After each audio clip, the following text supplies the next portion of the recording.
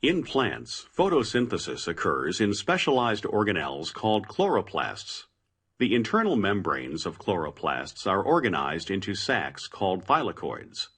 Surrounding the thylakoid membrane system is a semi-liquid substance called stroma. Photosynthetic pigments are clustered together to form photosystems. When a photon of light strikes the reaction center of photosystem 2, it excites an electron. Two water molecules bind to an enzyme at the reaction center. This enzyme splits the water and uses the electrons from the water to replace the electrons removed from the reaction center.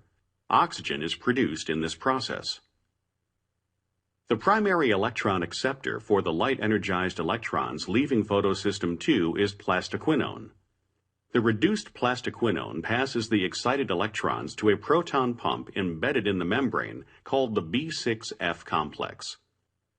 Arrival of the energetic electrons causes the B6F complex to pump protons from the stroma into the thylakoid space, thereby generating a proton gradient across the membrane. Because the thylakoid membrane is impermeable to protons, the protons in the stroma must pass through the channels provided by ATP synthase. As protons pass through, ADP is phosphorylated to ATP and released into the stroma. This process for making ATP is referred to as photophosphorylation. When photosystem 1 absorbs a photon of light, its reaction center passes high-energy electrons to ferredoxin. The enzyme NADP reductase then transfers the electrons to NADP to form NADPH. Electrons lost from photosystem 1 are replaced by electrons generated from photosystem 2.